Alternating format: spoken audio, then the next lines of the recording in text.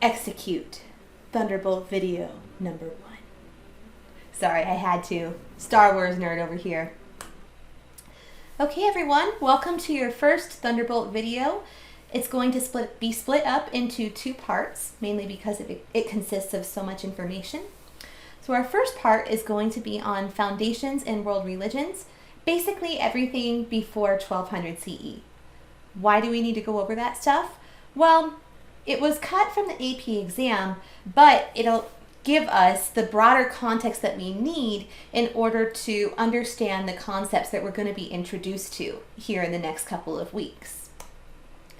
So here's just a few pictures of some of my favorite places in the world. Unfortunately, I've never actually been to any of them, but someday I definitely will. The top left, we have Uganda. Then we have the terracotta warriors, which were built under the Qin dynasty in classical China. And we have the Parthenon, which was built astride the Acropolis in classical Greece. Then we have the Red Sea, which, according to biblical tradition, Moses parted with his staff so that the Hebrews of Egypt could escape from slavery. Beautiful story. Something I want to make sure that I emphasize here.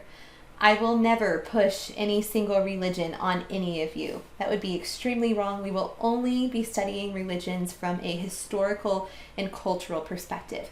And keep in mind that even though a lot of this stuff has been cut, your understanding of it is going to be reflected in later key concepts of the course.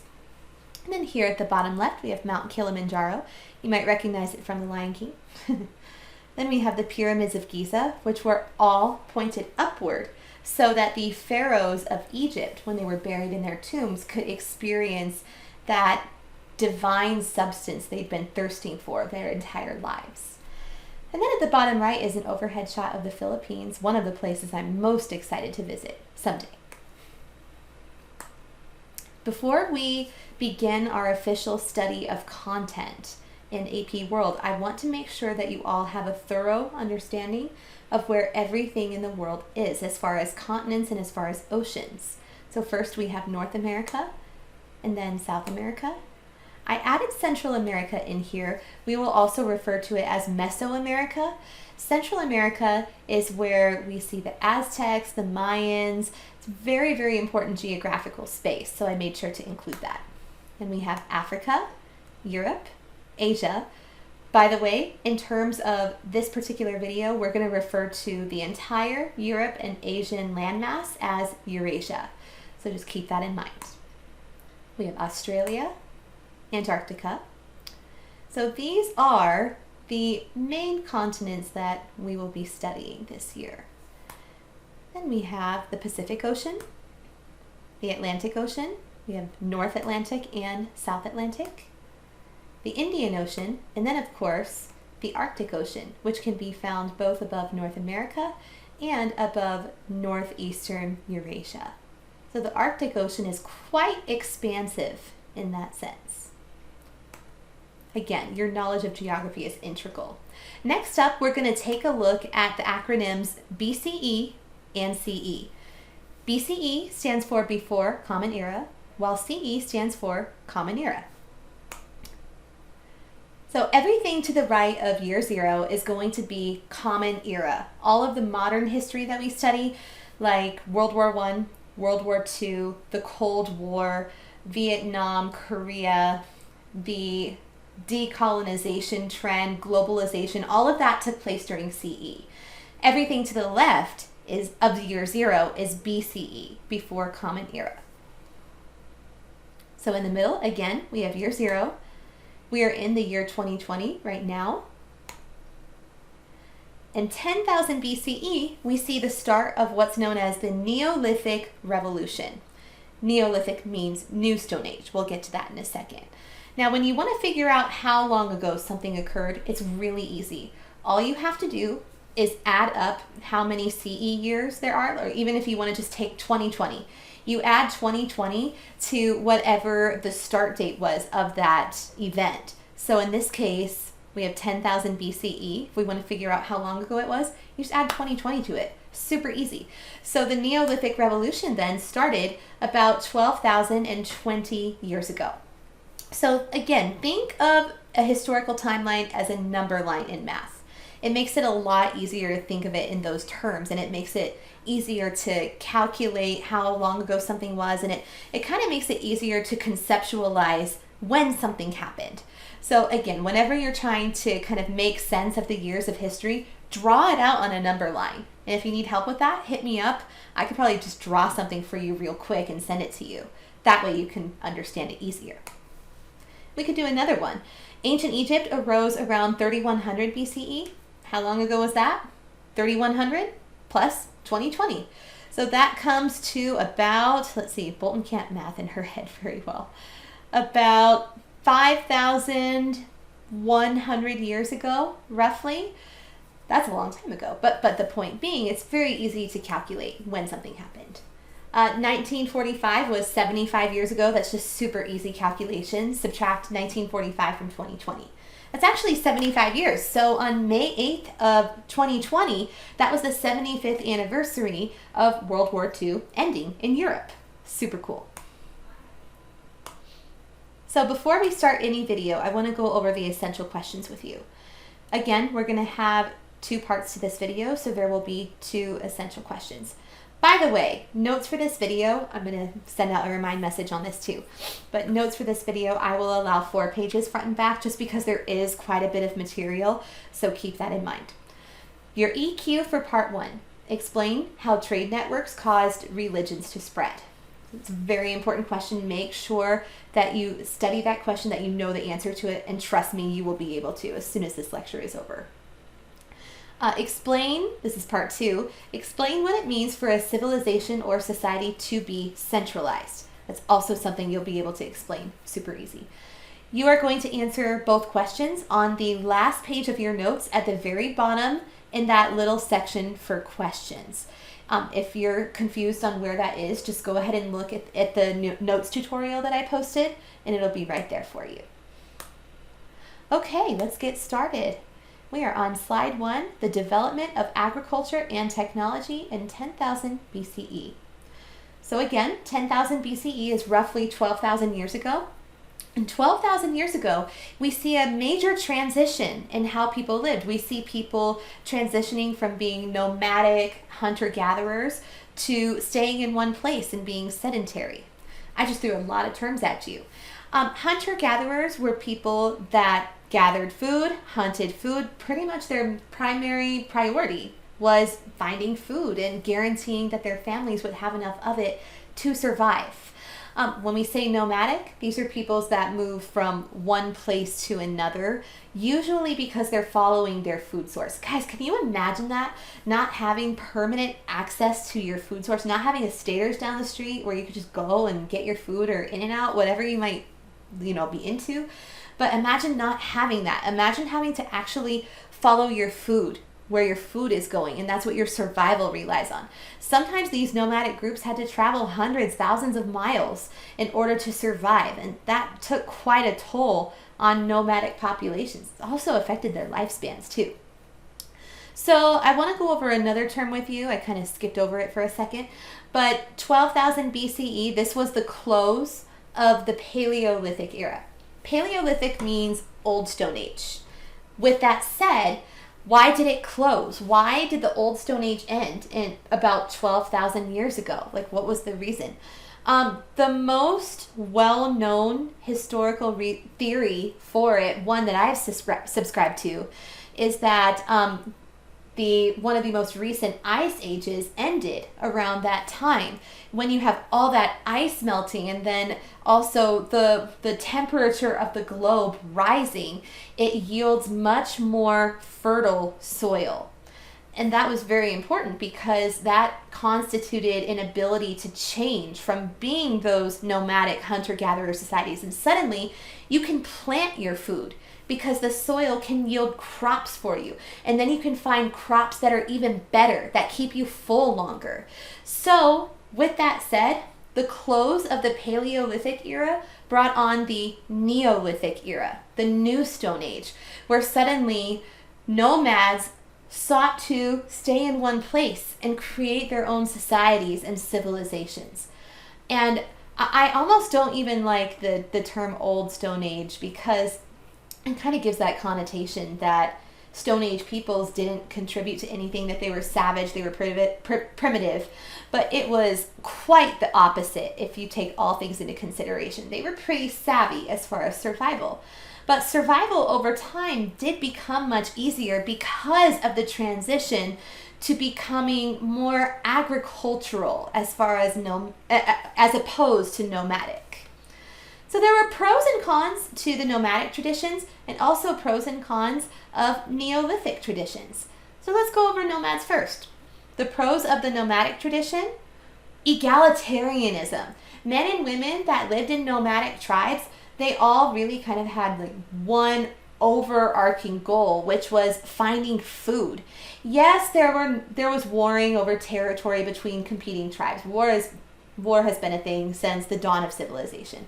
But really, the number one priority was not just preservation of territory, but constant preservation of food. So one of the major pros of the Neolithic revolution is not having to follow your food source anymore. So subsistence agriculture, relying on the world around you and the world around you giving you the ability to have food. That was one major pro of the Neolithic revolution. But one con of the Neolithic revolution is that it led to social stratification. In other words, social classes. Because suddenly, because there's a surplus of food now there's more than enough food to feed people. Well, not everybody has to look for food anymore. There's going to be new types of jobs. This is called specialization of labor, where we see people become experts in certain things. We see the emergence of priests. We see artisans. We see merchants, people who make stuff. We see lawyers, people who work for the legal system, people who work for governments. There were suddenly governments. And this was all, I would argue, I don't know, it kind of depends on your perspective. That could be both a pro and a con. But social stratification made it much more difficult for people to live peacefully. So that's something to think about. Around 4500 BCE, we see the emergence of so-called river valley civilizations. And they lasted for a long time. For about 4,700 years, these early river valley civilizations existed. On every slide, actually every other slide, I will make a list of key terms that you should know from those slides. The terms that you should be an expert on. Now, we might not go over every single term within the lecture, but we'll go over the majority of them. You don't need to include definitions for these words in your notes, but I would definitely include them on flashcards. You could either make physical flashcards or you could make digital flashcards on Quizlet. Either way, just make sure that you're keeping up with your key terms so that you have a huge bank to study from before the AP World exam. Key terms are really important. It's one of the integral things of our class, so make sure that you study them. So I mentioned the Neolithic Revolution here a few minutes ago. It's also referred to as the Agricultural Revolution. Again, it started 12,000 years ago. People started domesticating their food. They're domesticating their crops. We have a surplus of food suddenly. We have more than enough so that we can sell it. People can start kind of getting into different jobs. That's called specialization of labor. Unfortunately, though, all of these advancements in human life came at a cost, and that cost was the emergence of social classes. Really strict, rigid social classes that were really difficult to get out of.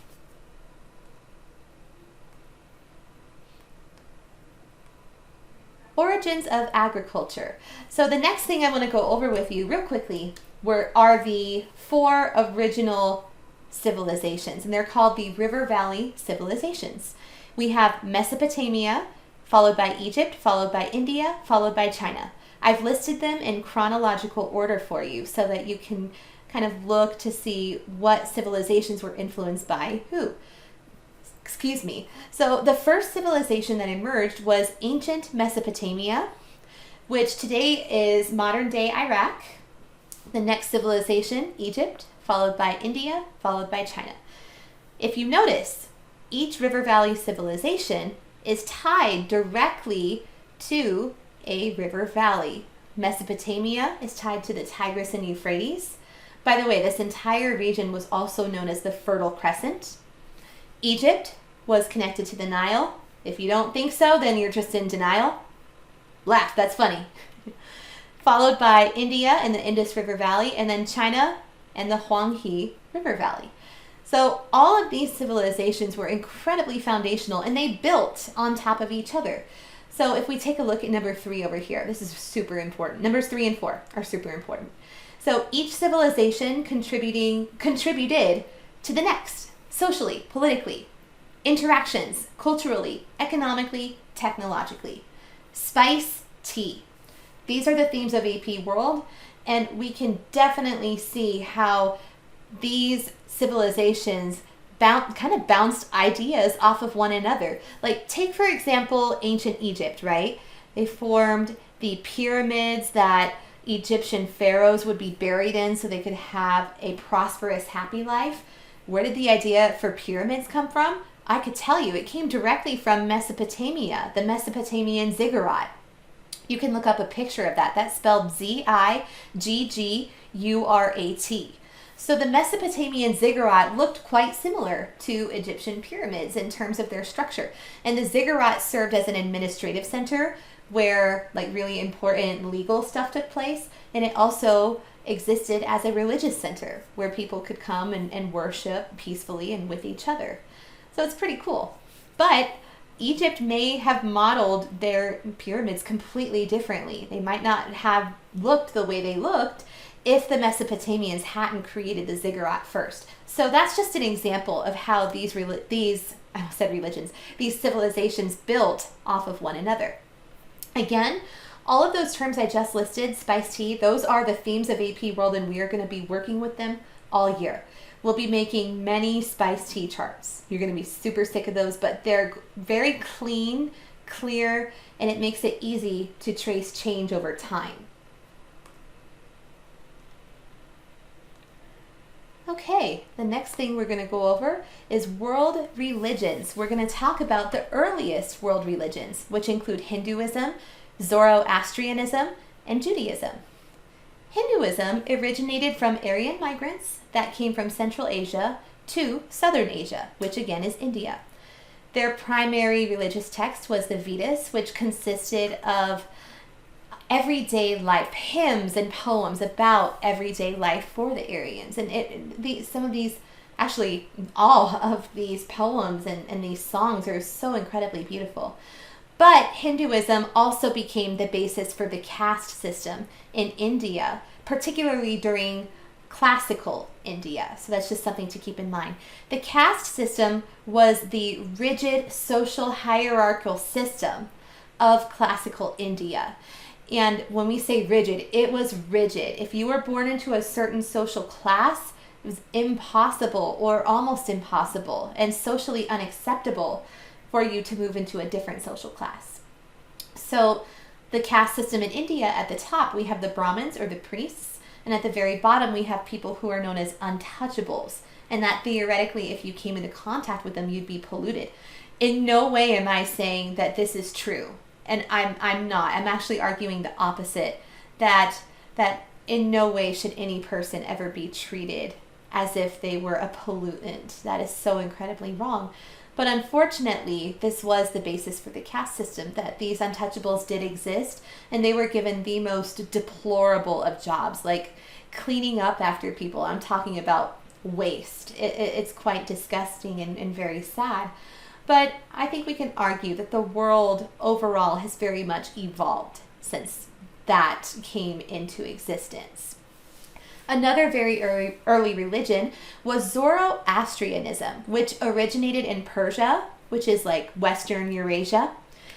Zoroastrianism was a monotheistic faith, a very early form of it. Now, remember back to 7th grade. Monotheism is when you believe in only one deity or one god. Very important to remember that. Zoroastrianism is based on the idea that there's this never-ending struggle to find the balance between good and evil. If you're thinking Star Wars, you are on the right track. Star Wars is life, I know. I had to make Star Wars kind of like the emphasis of this entire video because so much of world history, and especially these early religious ideas, are reflected in the Star Wars universe, which I think is phenomenal. Anywho, the other earliest religion was Judaism. In fact, Judaism, I would argue, was the first, very first monotheistic faith officially. Not just a loose version of it, but very, very monotheistic, where you believe in one God if you are Jewish. Judaism is the oldest Abrahamic religion. The three Abrahamic religions are Islam, Christianity, and Judaism. And Judaism is the oldest. Judaism is based on the covenant with Yahweh, who is the Hebrew God. Yahweh is the Hebrew word for God. And if you ever want to study the tenets of Judaism, you can actually read the Torah or the Old Testament of the Christian Bible. And again, over here on the right-hand side, we have your key terms that you need to know for slide number 4.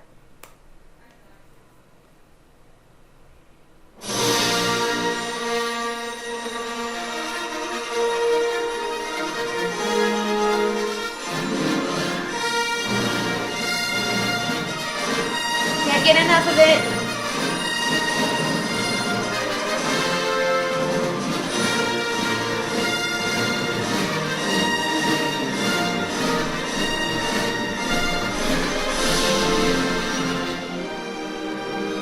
Okay, I'll stop.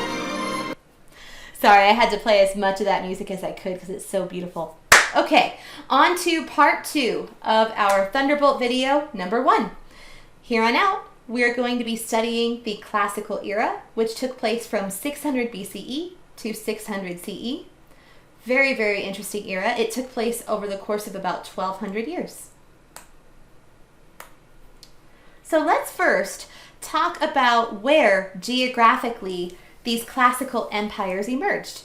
So we have classical empires, again, during these 1,200 years that emerged in Western Eurasia, Southern Asia, or India, and Eastern Asia. In Western Eurasia, we have the Persians, the Greeks, Romans, not to be confused with the Holy Roman Empire, by the way. That's something totally different. And then we have the Byzantine Empire. In Southern Asia, or India, we have the Mauryan and Gupta empires. And then in Eastern Asia, we have the Qin and Han dynasties. One that actually will not be included in this video, but in another video later on, is the Mayan Empire.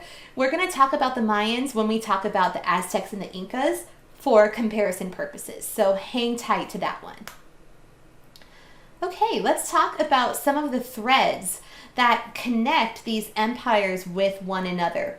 One major thread of connection between empires and people was the Silk Road. The Silk Road was actually a multitude of trade routes, not just one, that spanned such an expansive mass of land, you guys. It spanned from all the way from the Mediterranean Sea to China. And along trade routes like the Silk Roads, we see the flow of not just goods, not just people buying stuff, but also the flow of ideas, such as religions. Actually, Buddhism, which we're going to take a look at later on in the video, Buddhism heavily spread across the Silk Road. We also see maritime trade routes. Whenever you hear the word maritime, think sea, think ships, think navy, all that good stuff. So we see trade routes emerge in the Mediterranean, and we also see trade routes emerge in the Indian Ocean. So starting between 600 BCE and 600 CE, we see the world start to become very interconnected. And here are your key terms to know for slides 5 and 6. So slide 6, Buddhism and developments in South Asia or India. So Buddhism was founded around the 6th century BCE. By the way, with centuries, it's always backwards. So whatever the century is, you go backwards. So if it's 6th century, it's the year 500 BCE. How long ago was that? Add 2020 to 500, and you have your answer. About 2,500 years ago was when Buddhism, more or less, first emerged. So the founder of Buddhism is the Buddha, also known as Siddhartha Gautama. And the story goes is that Buddha was in the middle of a meditation session when he suddenly experienced this profound enlightenment wherein he discovered the root of all human suffering, according to Buddhists, and that root is desire. And that is such, again, I'm sorry, such a Star Warsian concept, the idea that if only we could let go of what we want, if only we could let go of, oh, I wish so-and-so was my boyfriend, or oh, I wish so-and-so was my girlfriend, or I wish I had nicer teachers, I wish I had better teachers, I wish my teacher would respond to my message, I wish I could be rich one day, have a better job, have a better car, like all of these things. If we can just eliminate desire from our daily repertoire of emotions, then maybe we can be happy. And I find so much truth in that. I think that's a beautiful, beautiful message that comes from the Buddhist faith. And it's something to keep in mind, and something that maybe you can apply to your life. You can say to yourself, you know what? I'm going to pay more attention to what I have and be happy for what I have instead of chasing for what I don't have. It's a very important life lesson to learn. I hope you take that away. So there are two core tenets of the Buddhist faith. First, we have the Four Noble Truths. And the Four Noble Truths is more or less a set of guidelines for how and why you should live righteously. And it's very important because it gives you a pathway to living free of desire and living free from suffering. The other tenet of Buddhism that I would definitely know is the Eightfold Path. And the Eightfold Path is your own life journey towards nirvana. And the basis of it is that if you live as righteously as you can, and you do good works, and you help other people, and you're good to your family, you're good to your spouse when that time comes and you get married, the better person you are throughout your entire life, the more likely you are to become reincarnated as something even better, or into a higher social class, or to be more well respected, whatever it might be. If you live righteously, then you'll be able to have a better life in the next life. But the ultimate goal is to not be reincarnated anymore. The ultimate goal is to reach nirvana. That idea of becoming one with the gods, of becoming this spiritual, existential existence. And it's quite a lovely idea if you think about it. So the spread of Buddhism. We talked about how Buddhism spread earlier, mostly along the Silk Road, amongst other ways, but we didn't talk about why. The reason why Buddhism spread like wildfire, actually, especially in India, is because it served as an alternative to Hinduism. Also, Buddhism rejected the caste system, so it attracted quite a bit of attention from those in India who were living in the lower castes or the lower social classes.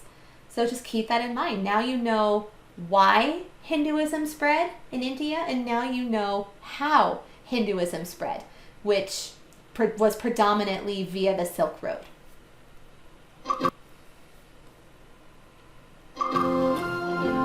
Jeopardy time. Go ahead and answer this question in your notes. I would embed the question as part of your answer. Don't worry about writing it. We want to know, why did Buddhism spread beyond South Asia?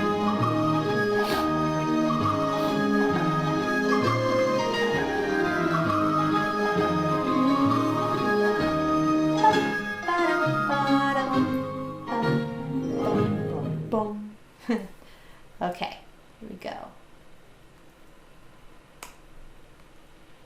Okay, more on developments in South Asia or India.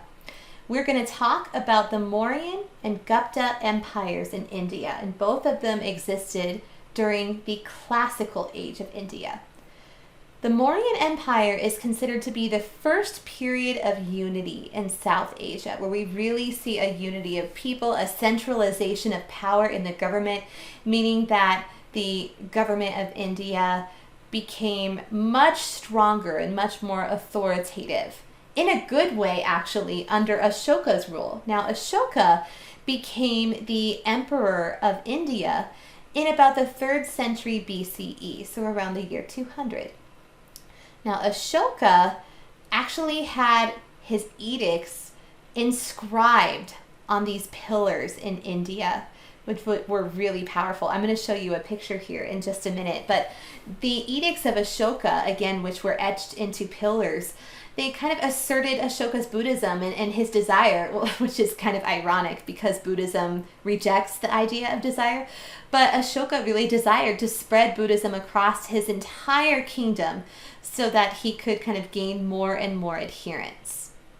And then ultimately, the Mauryan Empire did decline. It became very decentralized after Ashoka's death. In fact, the last king of the Mauryan Empire was actually killed by his own general, who happened to be a Hindu priest, a Brahmin, who must really not like the fact that Ashoka espoused Buddhism. To espouse something, by the way, is to really support it and to give it fame and popularity. Next up, we have the Gupta Empire. Now, the Gupta Empire is considered to be the second age of unity in India.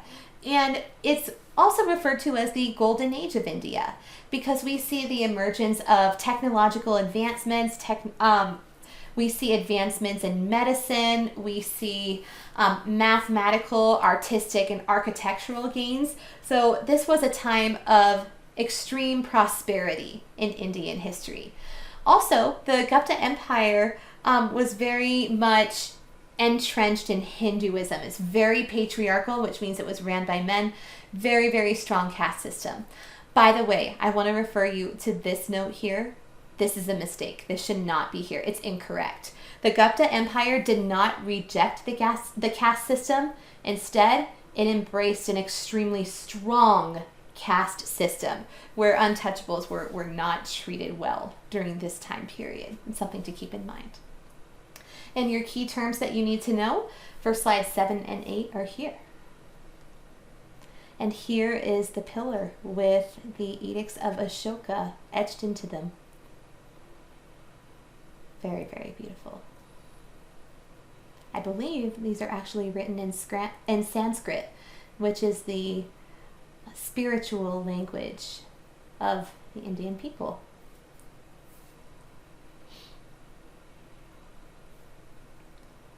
Now let's talk about developments in East Asia. Let's talk about a couple of ideas first that developed in East Asia that very much kind of framed the historical developments that would then take place. So classical East Asia, what you want to think about the mandate of heaven, and you want to think about Confucianism. So the mandate of heaven, the idea is that, okay, you have a ruler. He's at the top.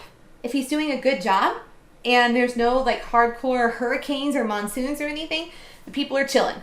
They don't mind him. They're like, okay, everything's good. But the minute bad things start happening, like we have wars, or if there's like a tsunami that comes in, or a monsoon, or a horrible hurricane that takes out a ton of people, then, well, the people of China are going to assume, well, our leader must be doing something wrong, so we kind of have the right to overthrow him and get somebody new. And this revolutionary concept was actually reflected, thousands of years later on when the American, French, and Latin American revolutions would take place. So that's something to keep in mind, that the mandate of heaven was kind of that early right to revolution concept. So just remember that. It's very important. This idea of being able to overthrow your ruler and replace him with something or someone new is known as the dynastic cycle. You have your good times, followed by your bad times, followed by overthrowing your leader, followed by replacing him with a new leader, and then it was just a cycle that kept going and going and going. Another concept that framed classical China and particularly in the East, was Confucianism. And Confucianism emerged around 479 BCE. And right around the time that Confucius began spreading his teachings about education and virtue and kindness and all of these wonderful things, China was in a period of major civil war called the Warring States. So this atmosphere actually made Confucius's ideas pretty popular because it was theorized that, well, maybe if we all follow Confucius's concepts and his ideas about morality and being good to one another, maybe we can kind of have some stability back in China. Keep in mind that Confucianism does not focus on one single deity. Like, for example, Christianity. You know, Christians worship Jesus Christ. They worship their God. They worship one deity, which is the overarching God, right? Versus Confucianism, there really is no deity here. It's really more of a set of moral guidelines. So I would keep that in mind. And we have your key terms to know. Here's another check for understanding. So you're going to explain how the mandate of heaven works, and you're going to explain 2 facts about Confucianism. And you can answer those questions as part of your notes.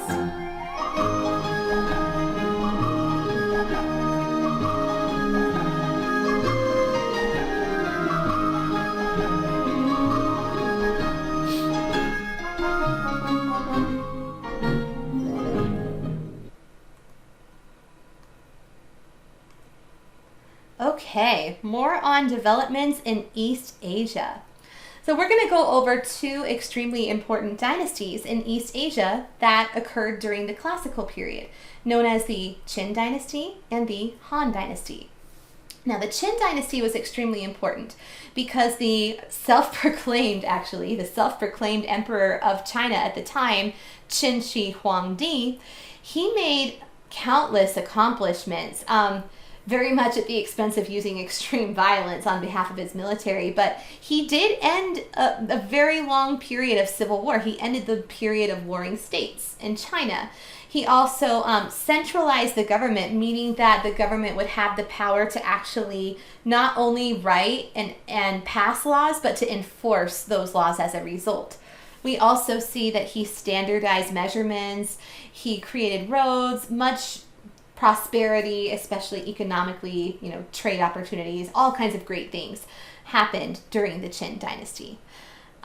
One of the most wondrous accomplishments made in all of history occurred during the Qin dynasty, and this was the creation of the terracotta warriors, which I'm going to show you more pictures of here in just a few minutes. But Qin Shi Huangdi actually commissioned thousands of these terracotta warriors to be built, and the purpose of them was to protect his tomb so that he could have a happy and peaceful and safe afterlife. And these terracotta warriors were actually not even discovered until around the 1970s by a group of archaeologists who just happened to come across them. And that I wish I could go back in time and be one of those archaeologists, because I can't even imagine how they felt when they discovered that. Super cool. If you're wondering about the religion that was followed during the Qin dynasty, Confucianism. Confucianism was the centerfold of the Qin dynasty religiously. Next up, we have the Han dynasty. And the Han dynasty was very much based off of the Qin platform. And like the Gupta Empire of classical India, the Han dynasty was very much the golden age of Chinese history. During the Han dynasty, we see a major emphasis on education. And in fact, students who wanted to become government officials would have to actually analyze Confucius's teachings, and they would have to really present these ideas and have to really know what they were talking about. But if you scored highly on these exams, you would pretty much be guaranteed a nice job as a government bureaucrat. And that's kind of like the bar exam today. If you want to be a lawyer, you can't actually help somebody, or you can't actually be a trial lawyer until you've passed the bar. But once you do, you can have a pretty lucrative career, which is cool. So another cool thing about Han Dynasty was that it was a meritocracy, meaning that you could very much be rewarded based on your own merit, based on the things you do. So you're actually acknowledged for the stuff you did, which was pretty cool. And this allowed Chinese citizens to kind of move up in social classes. This is called upward social mobility. Mobility is your ability to move. And then if you're moving upward, you're moving up in social class. So that was a really cool opportunity during the Han Dynasty. Again, here's your key terms to know. And here are the terracotta warriors. Something I wanted to show you. I know that the image in the background is blurry. I'm sorry for that, but you can see how massive this population of clay warriors was. Just something completely unprecedented. We haven't seen anything like this since. These terracotta warriors were roughly about 6 feet tall. Very, very tall. They were life-sized. Not only that, like if you look at each face is different. Different eye shape, different mouths, different noses, different muscular stature, right? You have some that are a little bit more on the husky side. You have some that are extremely strong. You have some that are really skinny. You see all kinds, and each one was individualized. And one of the theories is that each one was built for a member of the Chinese military under Qin Shi Huangdi. So incredibly cool. I'll send you guys a documentary all about the terracotta warriors if you're interested in seeing it. Civilizations of Western Eurasia and Christianity. Let's go over Western Eurasia first. One major empire I would know about from Western Eurasia is the Persian Empire, which is located in modern-day Iran. One of the most famous leaders of classical Persia I would know about was Cyrus the Great, who really centralized power in classical Persia. Guys, when we're talking about centralization of power, we're talking about giving the federal government the power it needs to pass laws, enforce laws, and interpret laws. You might be thinking about the U.S. government. Think about the Articles of Confederation. That may sound familiar to you. It was the first Constitution of the United States, and it failed for a very specific reason. It failed because it did not give the federal government the power it needed to exude authority, and that's a problem. When a country doesn't have a strong central government, it's far more likely that that country will explode into civil war. It'll have financial problems. I'm not saying in all cases, but historically this has been the case. So Cyrus the Great also established a road network throughout Persia and really made Persia a great trade empire and used subsistence agriculture. Actually, something you need to know is that subsistence agriculture, or the ability to survive via growing crops and then selling them and feeding your families, this idea was very much replicated in many empires during this time, if not all of them. Agriculture was definitely a centerfold of most of these classical civilizations. Another classical civilization I would know from Western Eurasia is classical Greece. This one, I'm sure that many of you are already extremely familiar with, even though you probably forgot.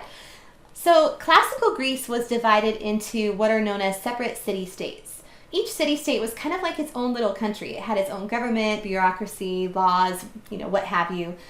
And you might be thinking, why? Why wasn't it just unified as one whole country? And that's because of Greece's mountainous terrain. When civilization is separated by mountains, especially during this time period when communication was difficult, it made more sense to have multiple territories, multiple countries, multiple bureaucracies, instead of having them all live under one. Nevertheless, two of the most famous city-states were Athens and Sparta. Athens was the educational hub of all of Greek city-states. Actually, it also served as the foundation for democracy. Many of our democratic traditions that we follow here in the United States are strongly based on the Athenian tradition. Now, here's the big difference, actually. Athens was a direct democracy, wherein leaders were determined by the popular vote. Whereas in Rome, later on, Rome would actually have the first representative government, which would consist of representatives who would represent people and cast their votes on behalf of the people's interests.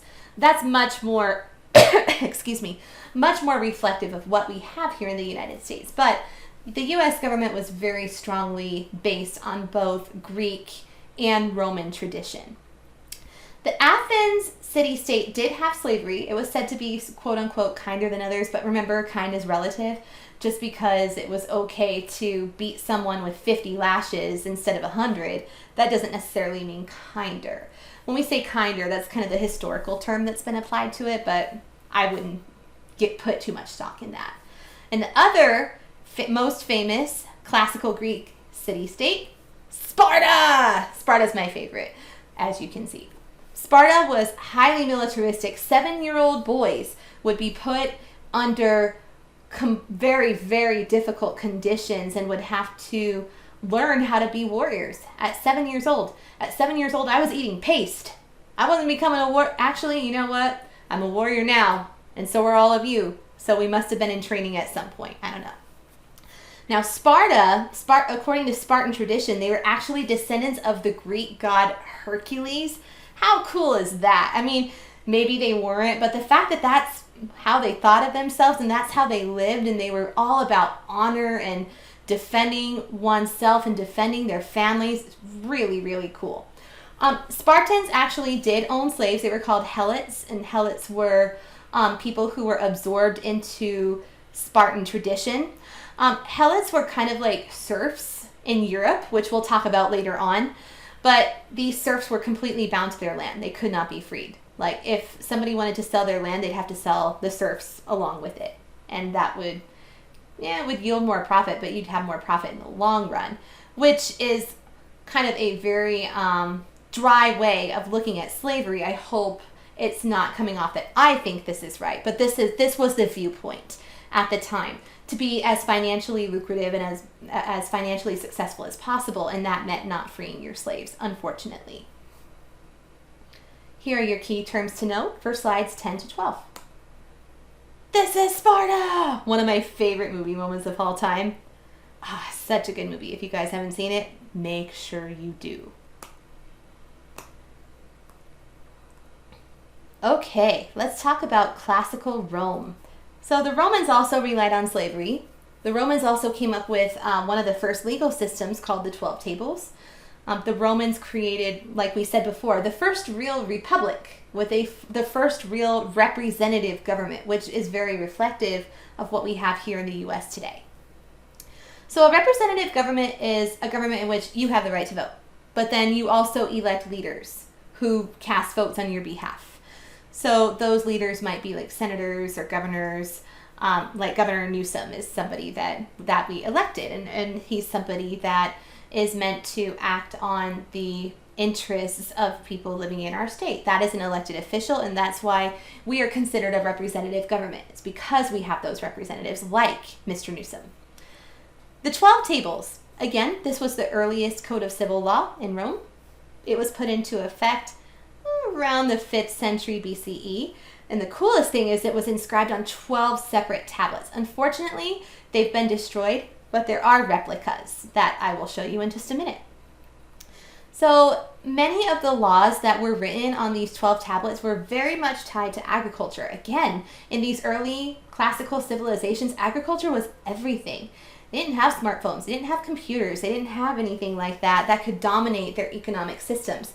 Everything was still dominated by food, not even though there was enough of it, but because there was enough of it. That food became the most lucrative commodity in the world for a very long period of time.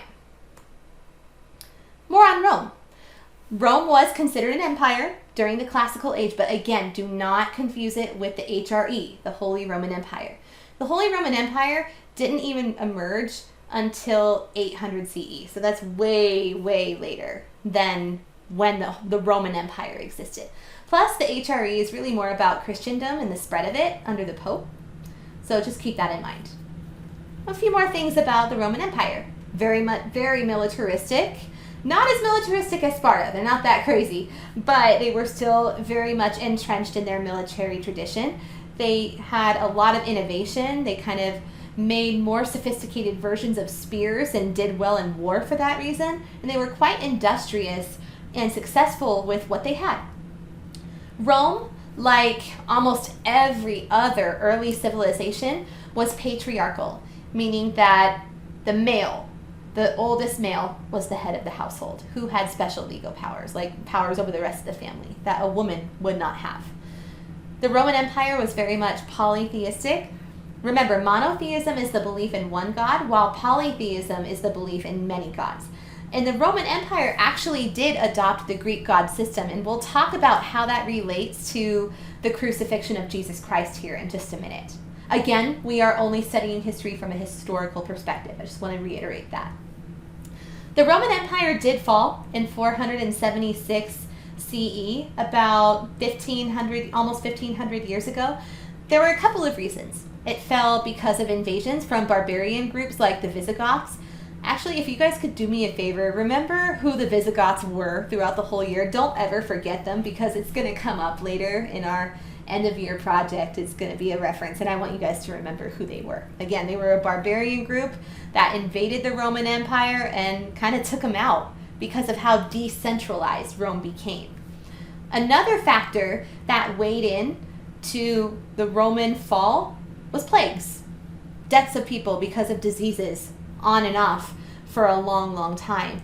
Actually, I have a great article about that I'm going to show you here in just a minute. But first, here's an image of the 12 tables. Again, the originals were destroyed, but these are replicas. They're still really cool to see. I'm pretty sure they're being stored at the Vatican right now, so I think you can actually go see them. So super cool. So here is the article that I wanted to tell you about that talks about the downfall of Rome and how the plagues kind of contributed to that. And I thought that might be of particular interest to you guys because of what's going on in the world right now with COVID-19. So now let's talk about Christianity.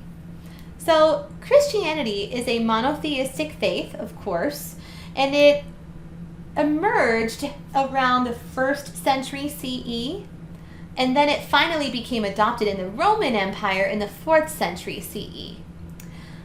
Now, unfortunately, before Rome adopted Christianity, they really did not tolerate any other monotheistic religions, because remember, before Rome adopted Christianity, Rome had that Greek god system that they subscribed to during the classical age. So take the Jewish people, the Jewish population of Rome, for example, at this time. There was heavy, heavy persecution of Jews in this time, and this led to a Jewish diaspora, a spread of Jewish people all around the world. They're leaving one place to escape persecution and settling in other areas. This would happen in other eras of history as well, and we'll talk about that. So, of course, Christianity is a monotheistic faith, a belief in one God.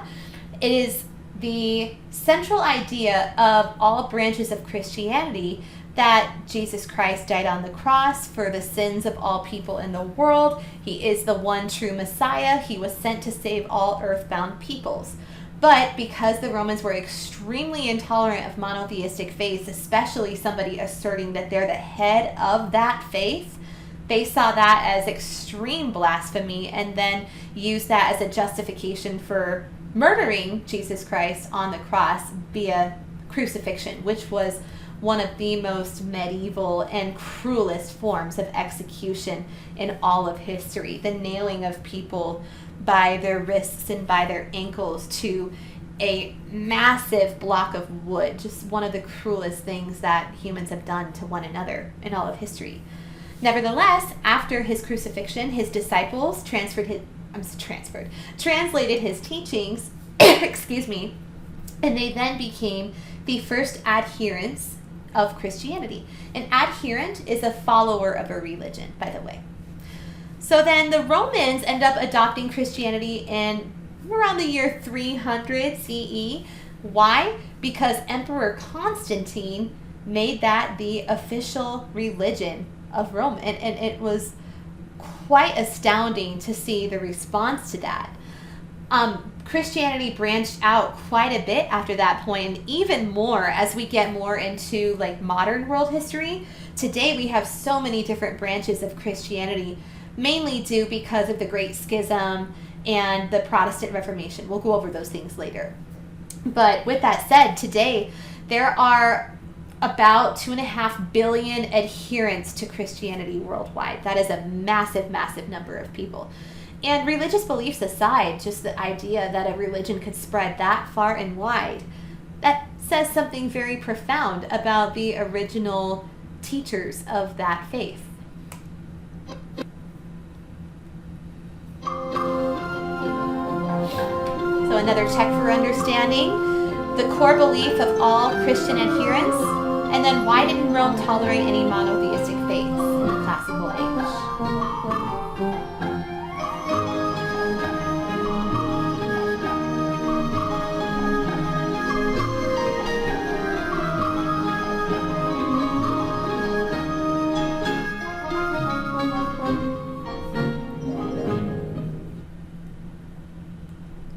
Okay, we're close to the end here, guys. So let's talk about the Byzantine Empire. Here are the terms you need to know. So around the 4th century, the late 4th century CE, we see the split of the Roman Empire. We have Eastern Rome, Western Rome. Western Rome remained kind of the way it was, while Eastern Rome became the Byzantine Empire. The Byzantine Empire's capital was Constantinople, which was named for Emperor Constantine, who was the legalizer of Christianity in Rome, and he ultimately ended up dying in 337 CE.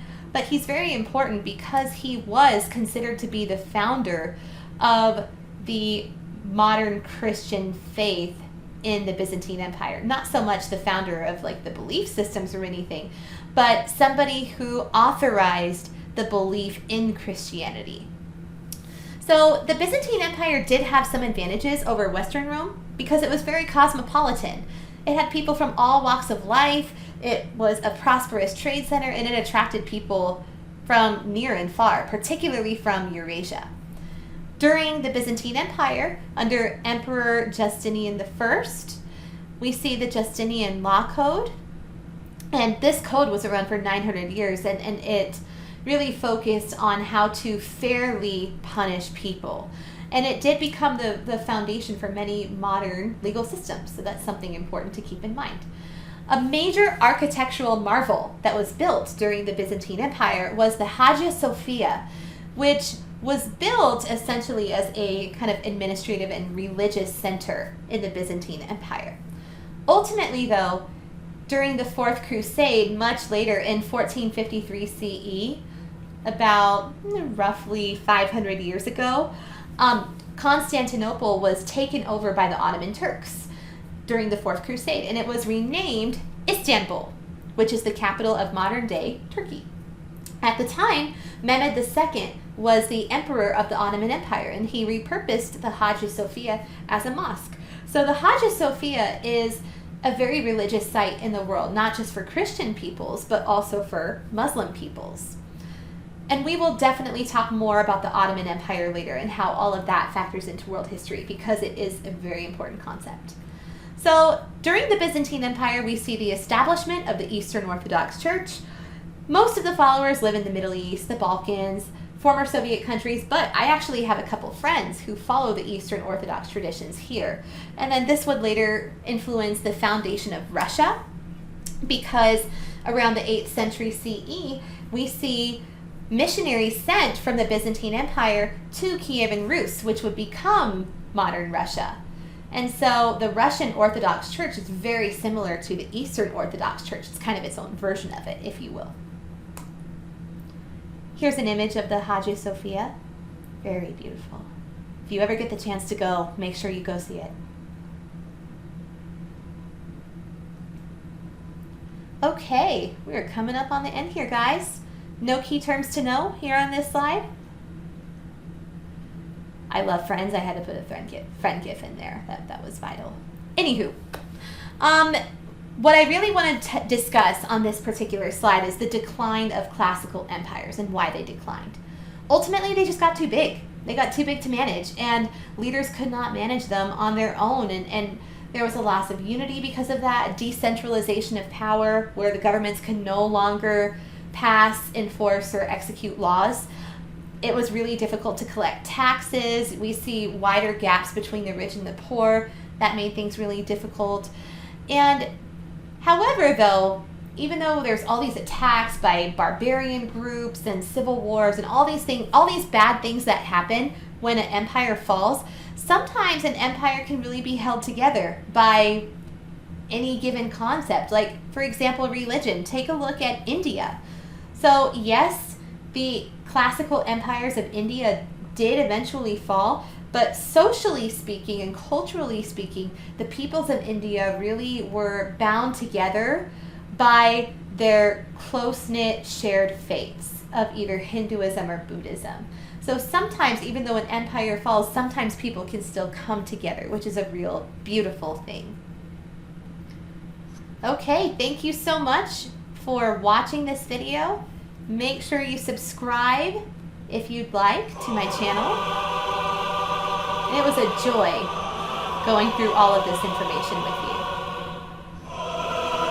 Okay, until next time, everyone, thank you.